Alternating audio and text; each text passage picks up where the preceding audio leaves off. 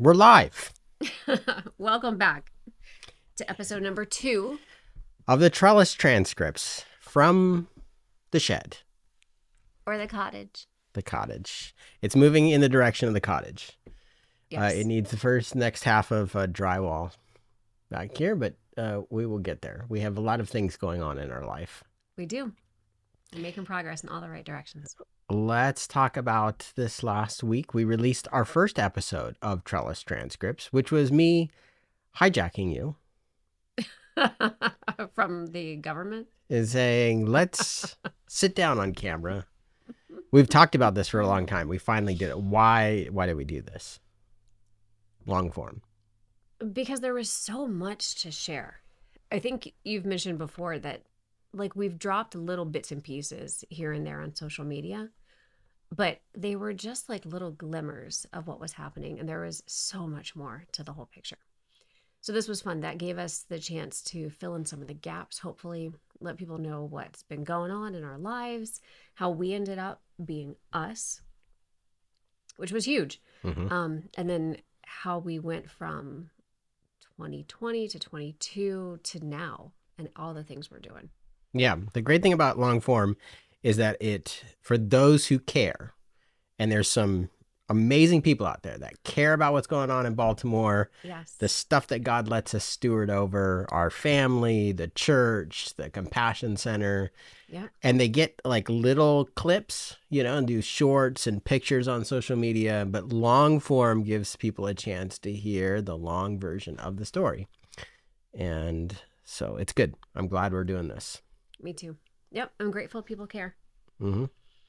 Let's talk a little bit about this past week besides releasing the first episode. And we're still trying to figure it out too. When it comes to our format and what it looks like, we're learning. I think one of the ideas that we had is to take and recap the week.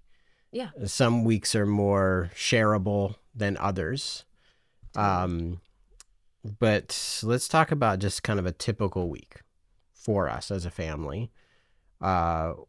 Outside of family life, what are we doing? So for the vast majority of the population, the week starts on Sunday. So can we start there? You may. Okay. So on your calendar, Sunday's the last day of the week. That's right. But just to humor the rest of us, what happened on Sunday this week? What did you do? So we're recording Monday night. Sunday was church, and we had a full house. Our church has met for 7.5 years in this one space other than this last summer. It's taken a long time to get to a place where we're consistently have a full house, which is awesome. On paper, we have about 130 people, which means usually on Sundays, there's between 70 to 80 people or two communion trays. And we've been going through the book of Matthew for a long time. And That's awesome. Yeah, we have 4 weeks in Matthew. This was week 3 of 4, Matthew 24, Olivet Discourse. Jesus is talking about the end times and the signs of the end. And so it's a lot of fun. That's what some people think. They are asking that question this week. And so Jesus is laying out, here's the things to look for, but here's the type of people to be in the midst of this. So you ever see that picture on, or it's it's a picture or it's a GIF where it's the crazy, guy with the things and the strings on his wall and the pictures and he's connecting all the dots. Totally. Yeah, that was me this last Sunday. I had one of those moments in the pulpit where it's just the dots are connecting. But I think it was connecting in my head. And I don't know. It was just man, I hope that it's connecting in everybody else's head as we're going through this, the kingdom and Daniel and Matthew 24 and the preaching the kingdom and praying for the kingdom. And yeah, it was a lot of fun. Yeah. It sounds like a And there's party. always new people that are there. And I'm always thinking, what are they going to think of this crew of what we're doing? So yeah, that was yesterday. That's awesome. Sunday. You want me to share what happens after church? I do. Because After church. So I'm with the kids normally during church. Yes. And so I missed that part. So I need that recap. And then what happens after church? So like we a have whole to different pack up. type of fun. Yeah, so we're in a space where we have to be out by 12. One of our goals is to move out of this building someday and be in a bigger, better space close to the Compassion Center. But right now we have to pack up everything really fast and take it all 3 blocks away to the Compassion Center. And the church that just was gathering together is now waiting out front of the Compassion Center. They help us unload everything from the trucks and get it inside. And then we have a bunch of food to give away. That's so cool. Because we love to give away food. We do. Yeah. So we get food from, we at least get it from Whole Foods and Sprouts. And we often have like extra food that's either come in on a Saturday or from other sources. So, which is so cool. Yeah, it's about 40 people. And it's I think that one of the things that's important to remember about that is that it doesn't just magically appear, right? That means there's volunteers that have gone over before church and picked up food from those places, brought it in, set it all up for everybody. Yep. It's just amazing. It's super cool. Yeah. How they love each other. Yep. Yeah, that's so one of the controversies that comes up is that, so in the Compassion Center, well, I'm doing and leading an English church 3 blocks away. Pastor Adolfo is leading a Spanish church in the Compassion Center. They finish about 30 minutes before us, and they get access to the food first. And so some people from the English church have been like, "Oh, it's not fair. The Mexicans get the food first." Oh. Yeah, we got some rough characters. And I say to them, do you understand that the Mexicans, really they're Latinos from all different parts of Central and South America, they were the ones that went and picked up the food. They're the ones that kept the center clean this week. There's the ones that are making it possible for you to get any food. And slap them in the face. No, I don't do that. Tell them to behave. Stop complaining. You're getting free food. One of our pillars of culture for Baltimore Relief, which is essentially the Compassion Center, is to love your neighbor. Love your neighbor. And that means that we are being kind and thankful to our volunteers. Yeah, that's right. And we have to pray a lot for a lot of love, because some people are hard to love. But kind of fun too. And kind of edgy. I mean, I wouldn't want to be in any other place. Okay, so that's Sunday. Yeah.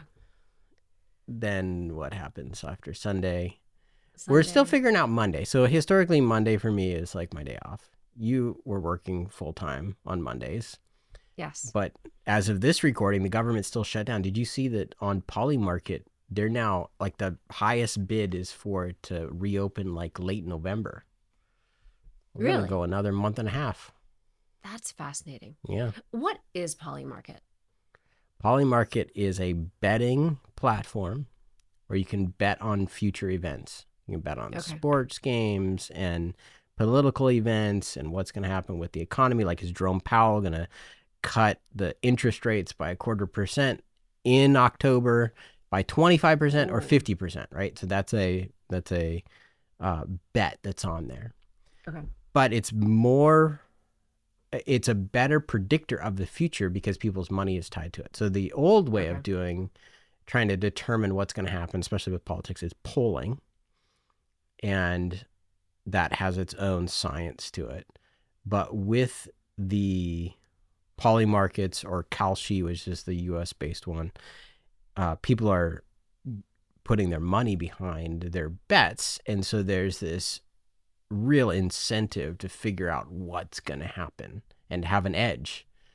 And so, Polymarkets has actually been approved, and it's going to come to America. Right now, you cannot be a U.S. resident, and it's crypto-based too. So it's a crypto-based blockchain betting system that's gaining steam and then just been approved to operate in the U.S., which I guess it's like a betting license or something like that, right? So it had to be approved, but it's not actually active yet. So there's a waiting list for it to take place. Interesting. Yep. So and anyway, just to clarify, we don't bet on Polymarket. I have not yet. We have not done that. That seems like that might be fun. Oh, I think I added my name to this to the wait list. Did you? Yeah. So the day before the shutdown? I don't think I'd make any. I think I'd be horrible at that. But Yeah. I did watch it really closely the day before the shutdown because I was curious, right? Like, are we going to shut down? What is everybody thinking? And I did click on the button because I was curious, like, how does the whole thing work? What is it? And Yeah. I did. I saw that it was crypto based. Yep, So that's a whole nother level of excitement. it is. I'm sure it'd be fun to dive into that sometime.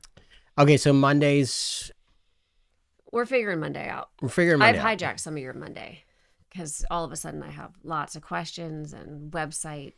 I know. and It's weird with you off. Like, I'm sure, is she on? Is she off? What's her job? I just work all the time. Because Mondays, so I that's my day to like rest, decompress, but also like mow the lawn or try to take care of, like today I had to go return license plates for a car I sold last week, for one of our kids. And I can take care of those things. Mm-hmm. I don't schedule appointments on Mondays. Somebody else might schedule me for a Monday, but I try not to. But we're working on Mondays. Okay, so what comes next? Tuesday. That's right. Tuesday. And Tuesday in Spanish is... I was going to say that. Jinx. It's not miraculous, but it starts with an M. Martes? Martes. No. Martes? No. We're going to take a Spanish class. Oh, this is rough. Okay. Tuesday, we should know Spanish because Tuesday is food distribution day. Mm-hmm. Yeah, so we're watching the cameras. We're communicating with our truck driver. Sometimes we're there helping get all the food in. And so Tuesday morning comes, which for us, we're recording this. It's going to be tomorrow morning. Yep. That is the food distribution. So the whole room, the whole building's typically like filled with food.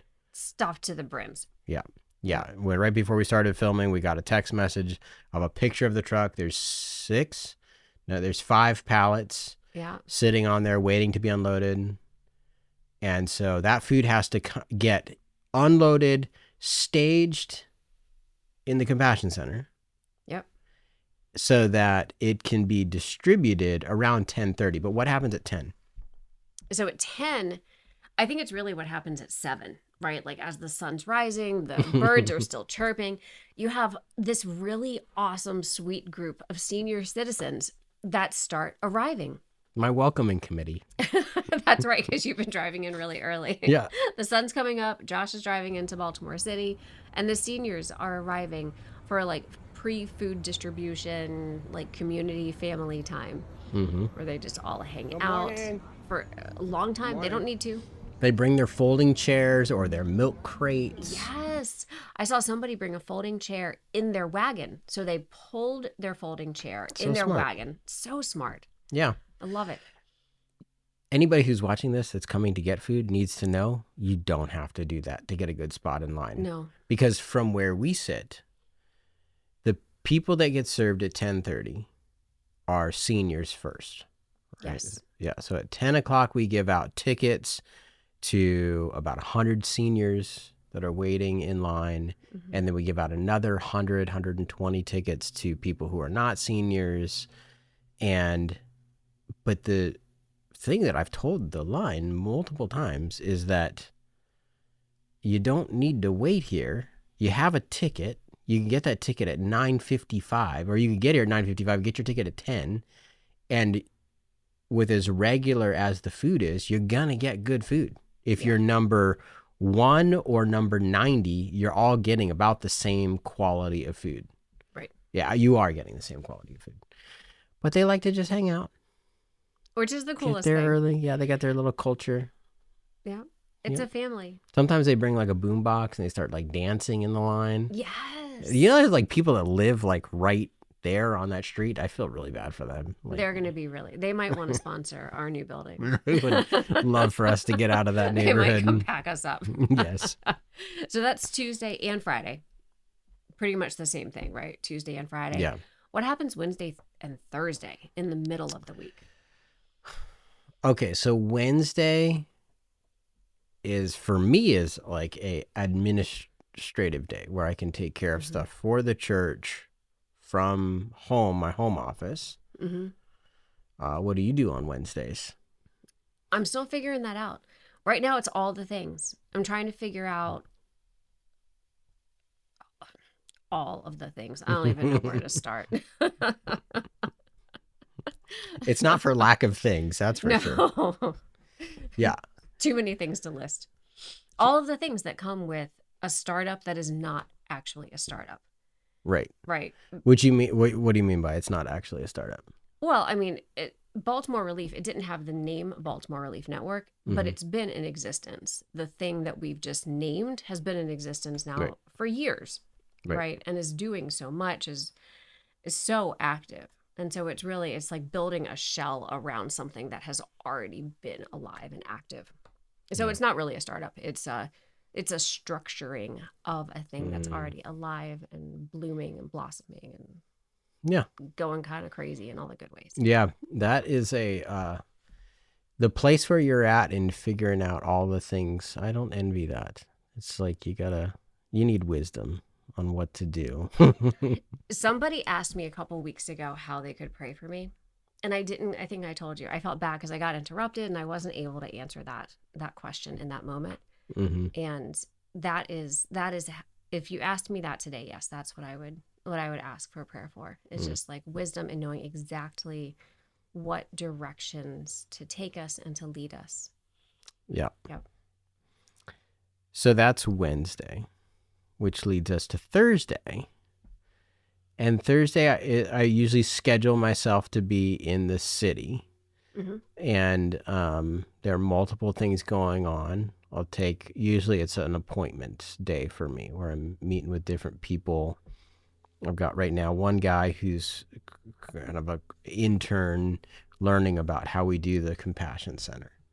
And then I'll meet with Pastor Adolfo and help him on the Cross and Over ministries and the things that he needs for that. And then sometimes I'll meet with Matt Stevens and talk about food access and the things happening out of the warehouse over there. But on Thursday, we're also layered throughout the week is this router role. That's what I was going to ask. Talk about that? What's going on behind the scenes all the time, all week long, including on Sundays sometimes. Yeah. On Sunday afternoons, it happens too sometimes. Yeah, since at least about 4 years now, we've leased a box truck, a 24-foot box truck. That we originally got that box truck so that we could pick up this food from Amazon that Amazon's giving to us. And then we started to get more and more sources of food. We got to 2022 where we had so much food coming in, more than we could distribute out of the Compassion Center, but we didn't have enough money to pay for the truck. It costs about $8,000 a month to cover the expenses related to the truck if you're going to pay the driver, which initially the driver was a volunteer, but that's not a sustainable model long term. So now the driver's paid. We have insurance. Commercial insurance is crazy, $800 a month. You got fuel. You got the lease. You got tolls. So that's about, just under $100,000 a year. Yeah. To run the truck. Yeah, exactly. So we got this truck now that runs all over the metro area to pick up food. And working with Matt Stevens, who's been around the city for a long time. He's got a bunch of relationships with people who would love to distribute more food, but they have, on their side, their problem is they can't access it. They don't have a truck. So those are like other food pantries. Okay. And so what Matt rightly pointed out is like, look, you have the answer to a question they're asking, a need that they have. And if they'll contribute towards some of the cost of the truck, they're a solution for your problem of not having enough money. Because this is a church-funded truck up until Baltimore Relief Network. It's a Haven City church paying for the lease of a truck. And this doesn't have that kind of money. So we've got this truck that's used for the Compassion Center about 18 times a month. And then it is then running around Baltimore picking up free food from other sites for other pantries when it's not picking up food for the Compassion Center. Mm-hmm. So if it was running, every day, 7 days a week, there'd be 90 different times it could go out. Right now, it's being utilized between 50 to 60 runs per month. 18 of those for the Compassion Center. The other 30 to 40 for food access. So we really saw, so while we say we gave away $9 million in food out of the Compassion Center in 2024, that truck picked up about $15 million in food and took that food out to these other pantries. And we're just streamlining that system. So the router role is this just watching the location of the truck, hearing food's available, telling our driver, Carlos, hey, go here, go there. This person needs that. That person needs that. So it's crazy. That is crazy. Yeah. Yeah. And there's more. I think that's what's mind-boggling to me, right, is even the numbers that you're throwing out there. So 9 million, 15 million, is it 90 routes total that's possible in a month?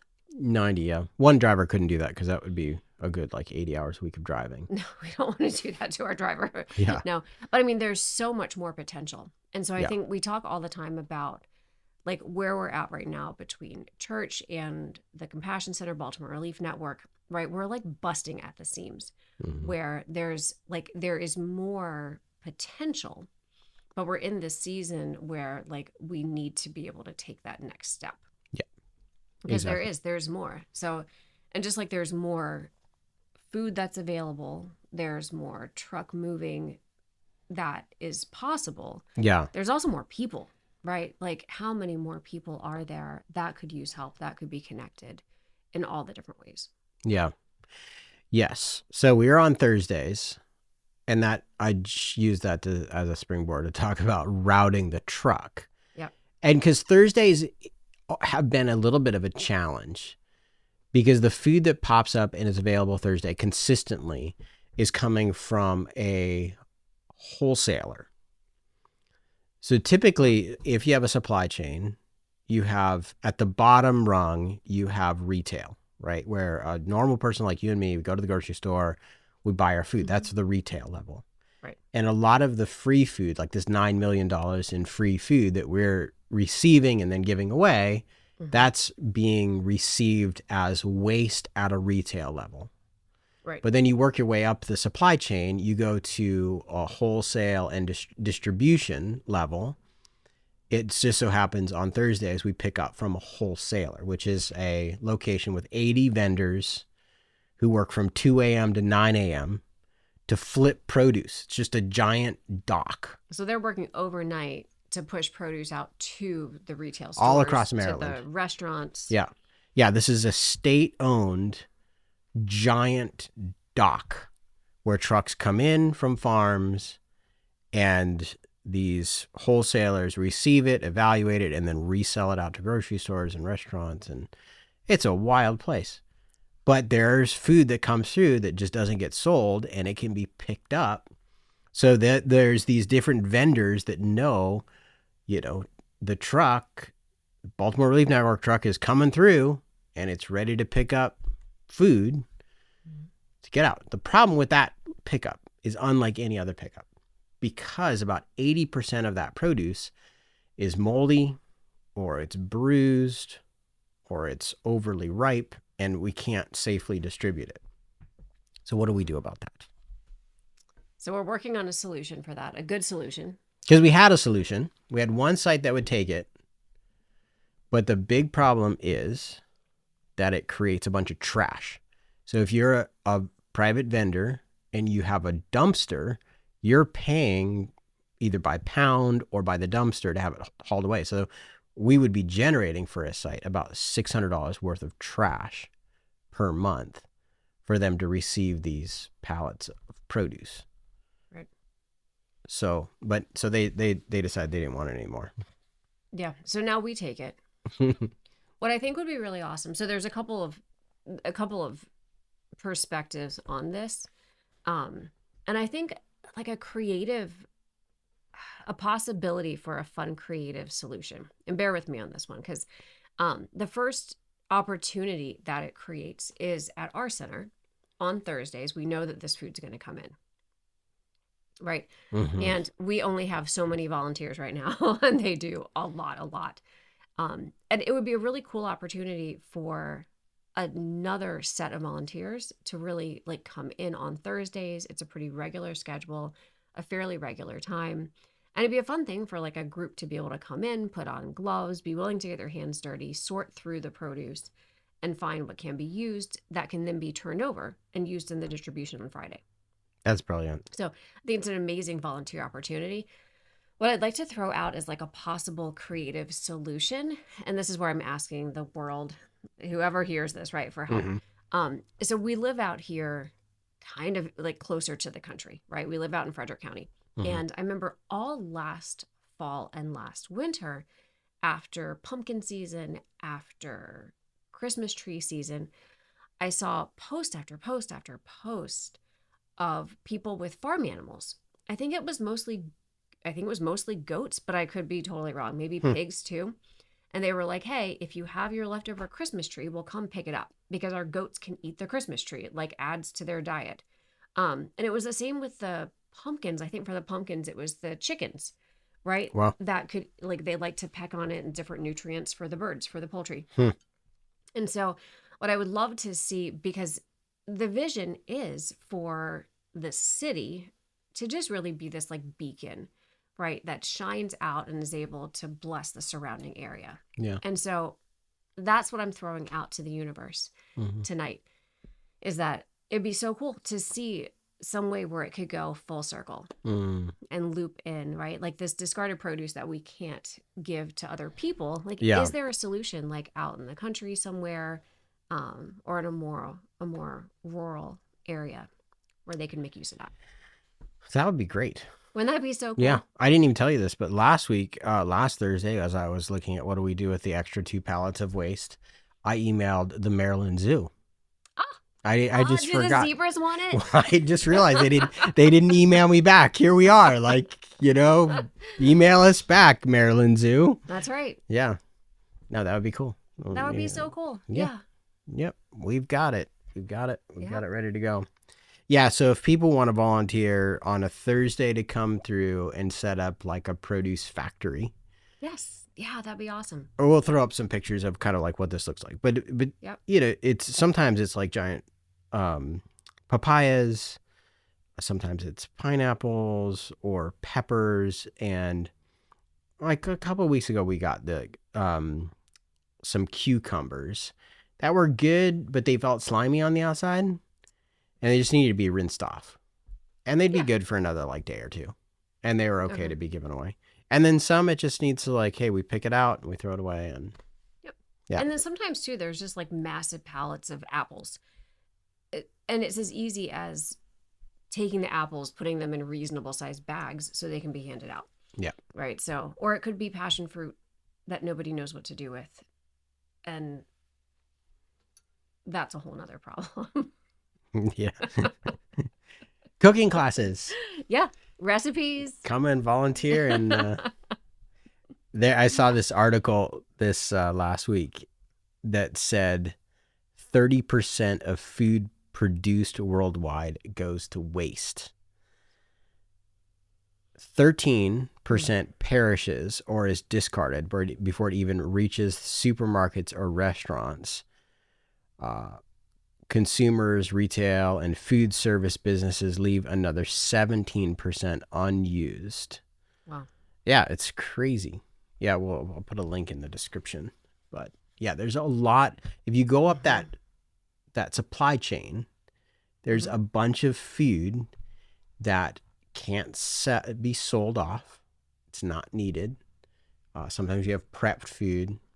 And we're at the point now in Baltimore City where we have not just enough food for a neighborhood center like the Compassion Center, but we're now pushing food out to about 100 pantries around Baltimore City.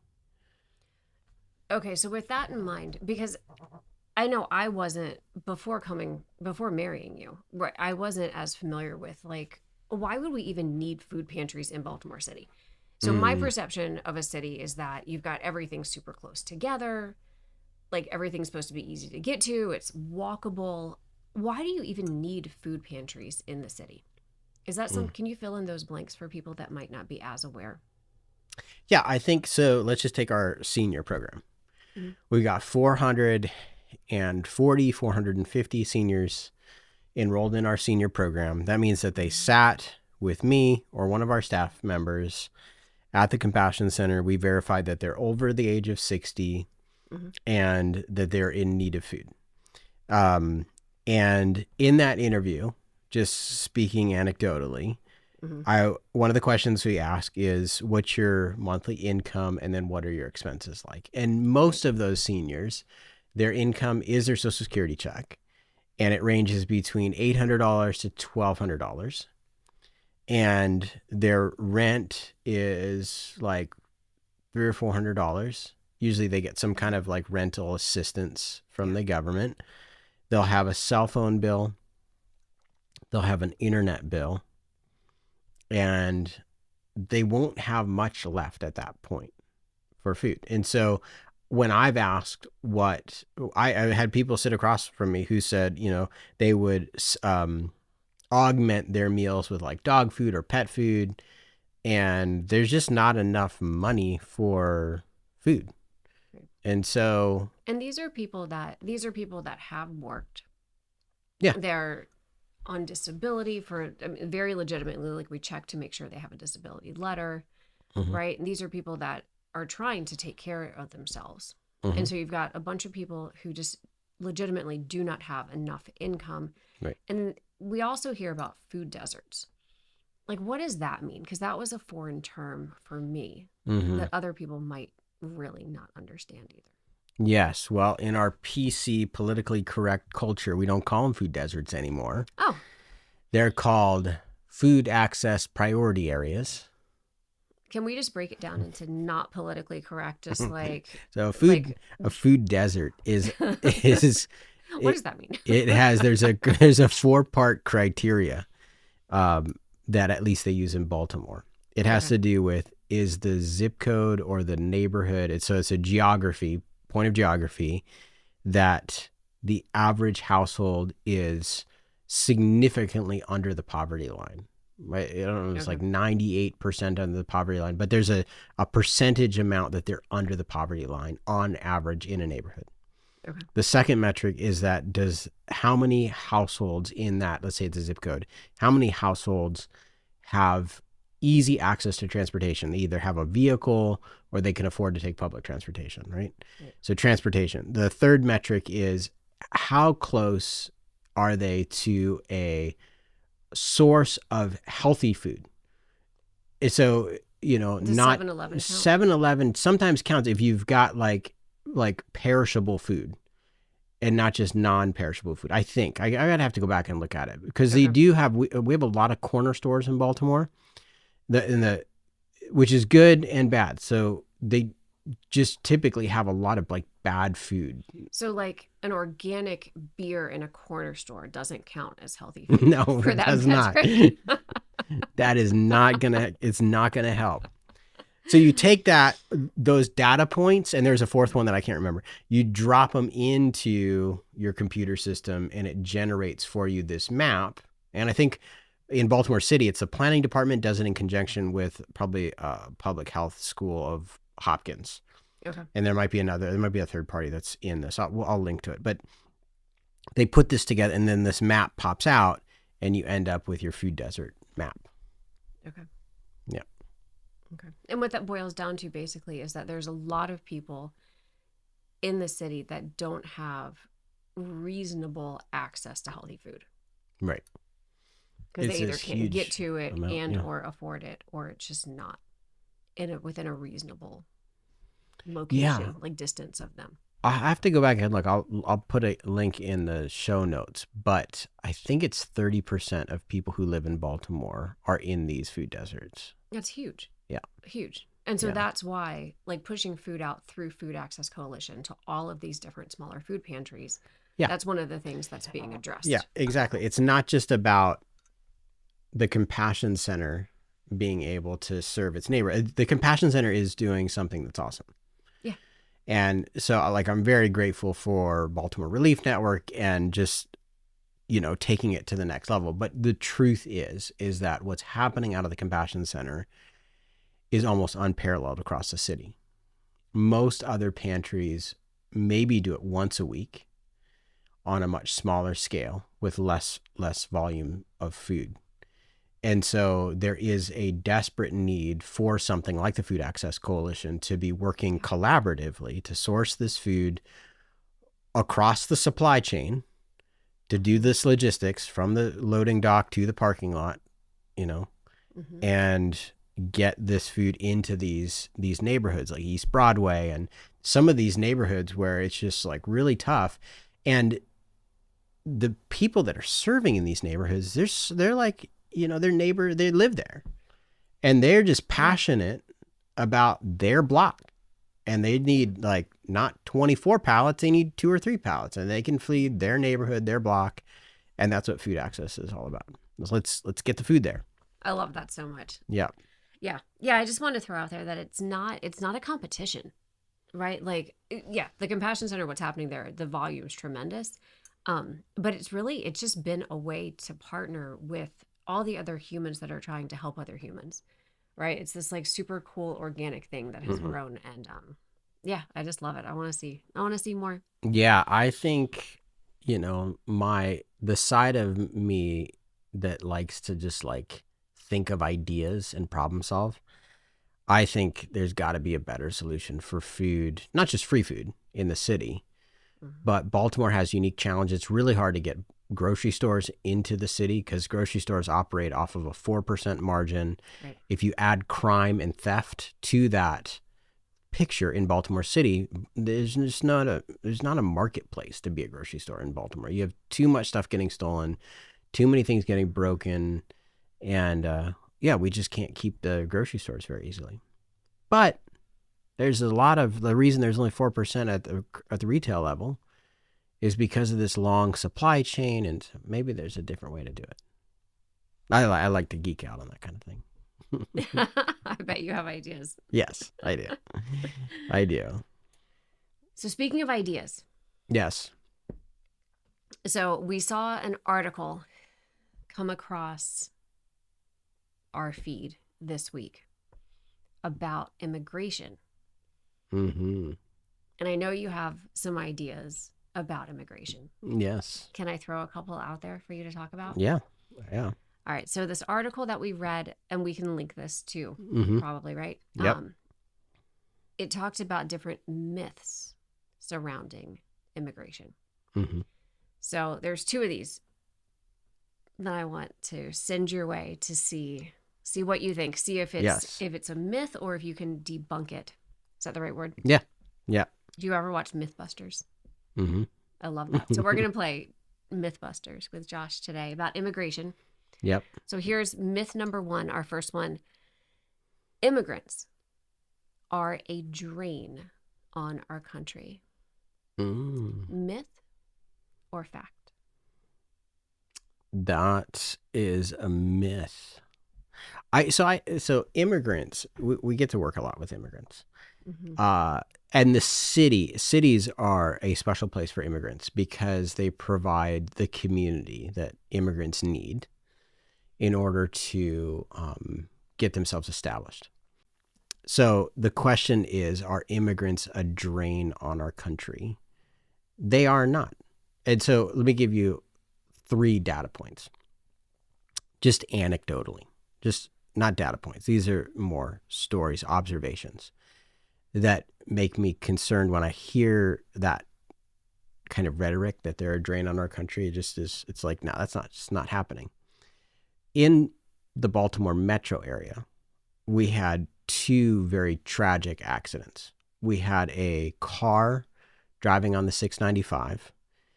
I think it was in the middle of the day. I think the video was not dark. So it was sometime during the day. And the woman was racing through traffic, lost control, went into a construction area and killed 4, 5, 6 construction workers. So these construction workers are working on a main artery, a main road that serves the Baltimore metro area. Anybody that really is commuting from the north down to the south, if you're on the 95, sometimes it'll take you on the 695 to get around the city, depending on how traffic is. So a lot of people have experienced this road. When the story came out and you started to see the names published of those who died, they're all clearly Latino names, South American, Central American, or from Mexico. They're doing a job that probably for a wage that other people wouldn't want to work for. And regardless of that point, they're making an investment in American infrastructure. Mm-hmm. It's likely that they were not documented. I mean, the statistics would support that they were actually not documented. And they are doing a job that not many people would want to do. The second tragedy that happened in the last year and a half was the Key Bridge got struck by a giant ship in the middle of the night, and there was a construction crew on the bridge. They're the only ones that died. You follow the story through a little bit longer, and you see, the names of all the people that died were Latino names. And so again, you have Latinos building the country, building the area, building the infrastructure for us to benefit from, working at a time that I don't want to work at, right? I don't want to be out in the middle of the night with, being a flag crew for a construction thing or whatever. And here these guys are working hard and they all die, right? The third story is more of a personal story. We have 2 men who are part of the senior program. They're not seniors, but they are on disability. But I've interacted with them, and they're approved to be in the program because they've both been critically injured on the job. So the one brother, the first one that I met, he has his spine was crushed from a construction accident, and I think he had shingles on his back, and it crushed his spine in some way or another. And then so he got approved. Sweetest man, my age, but permanently disabled. He came here, and he's probably not getting paid minimum wage. He's taking whatever job he can find, and he gets critically injured, disabled, in the process of building buildings that we all benefit from and we enjoy. Then I meet his brother, who also is permanently disabled, critically injured, doing a construction job. His scaffolding started to fall away from the building. He reached out to try to grab it, and it dislocated, ripped his whole shoulder apart. Oh, wow.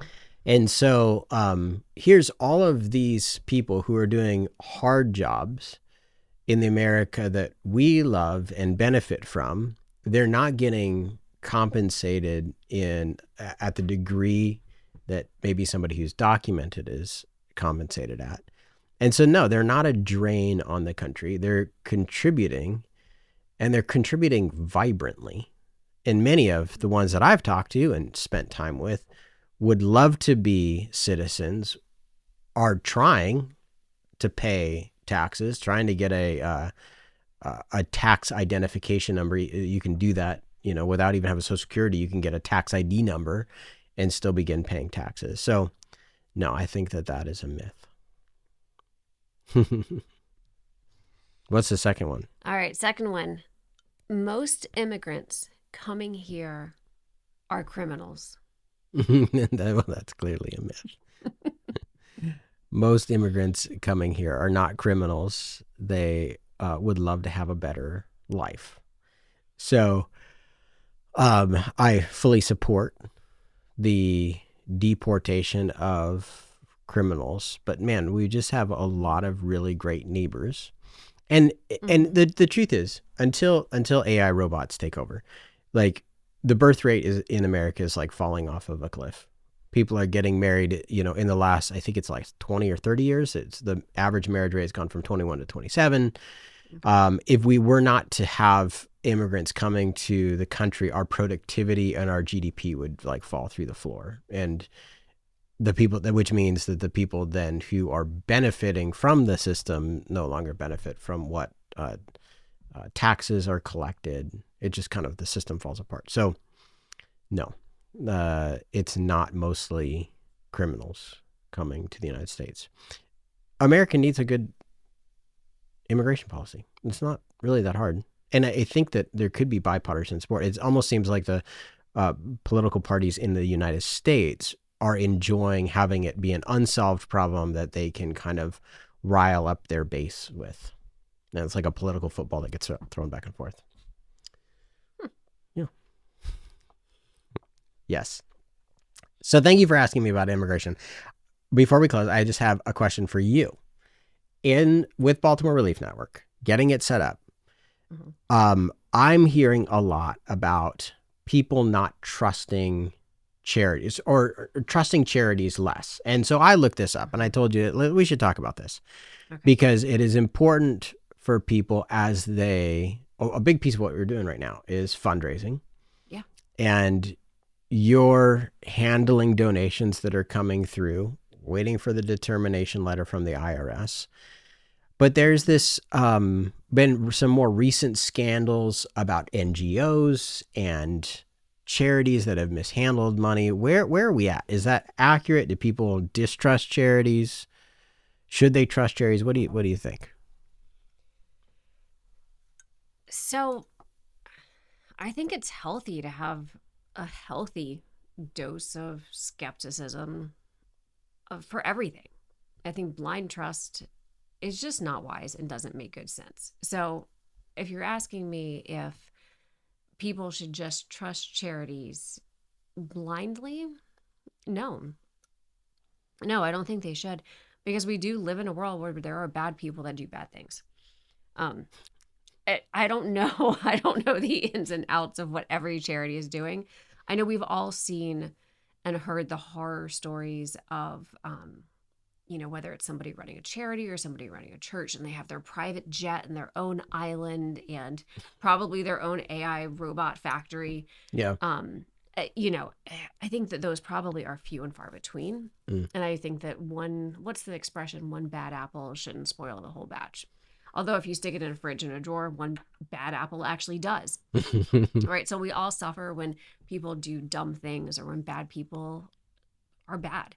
I know for Baltimore Relief Network, well, I would like to stay as far away from politics as humanly possible. I am not looking to get involved with politics. I don't want anything we do to be politically motivated or connected. I'm pretty sure that's even part of what we signed up for by being a 501c3, is that we would not be influenced by politics or take part in that. And so that's something that anyone that's thinking about donating with us, I want to stay as far away from politics as I can because it's divisive. And what we're really seeking to do is to unify and to bring people together to help other people. And so for our nonprofit, if there's questions about what we're doing with the money, about transparency, I'd be happy to answer those. Anybody that's considering making a donation, I want them to feel 100% confident that they know where their money's going and that they're comfortable with that. Because it is a huge step of faith and of trust to donate to a nonprofit or to a church or to anybody, right? And so I want everybody involved to have that level of comfort. From a business perspective, and something that I think a lot of folks probably would appreciate knowing, is that my personal standard of managing the finances for Baltimore Relief Network is the same standard that I've brought for the last half a decade to managing $1 billion portfolio of taxpayer money. And so working in the government in that arena, one of the things that we had to do was to make sure we could account for every single penny and that every penny was accounted for and that it was being spent on costs that were reasonable, that were allowable, and that were aligned with the mission and with what Congress approved them for. And so that same standard is what I'm bringing to our nonprofit. So if anybody has questions, if they want to donate, they want to ask, if they want to pick my brain, I'd love to have those conversations. I think the more transparent we are, the more people we can help, and the more folks can get involved. Yeah, it seems like people care. Yeah, how's the money spent? And then what are the outcomes? And so I think I've heard you talk about just tracking more outcomes. Yes. We've gone, I've helped the Compassion Center do this a little bit, but there is like a legitimate need for not just tracking, $9 million of food was given away, but actually, pounds of food and those kind of things. That's right. Yeah. One of the first expenses that we'll have is actually about $1,200-$1,300 for a scale, so that we can weigh all of the food coming in, so we can speak the same language as these other organizations that are dealing with large quantities of food, so that we can more accurately track those metrics, because we want to know what's coming in, what's going out, and then to be able to actually look at the individuals that are coming through and receiving the food, and what their metrics are, and what their stories are, and how it's being used, and how it's actually affecting their real lives. Because there's more to a person than just feeding them. Oh, that's awesome. Well, on the way out, should we show everybody a puppy video? I love puppy videos. Yes, let's do it. We'll drop in a puppy video. Yes. This one, the one I want to share, is I was astounded by and pleased, and it just made my heart really happy to see that this video got almost, when I saw it the other day, it was up to 2.7 million views of one dog getting the best bath ever. All right.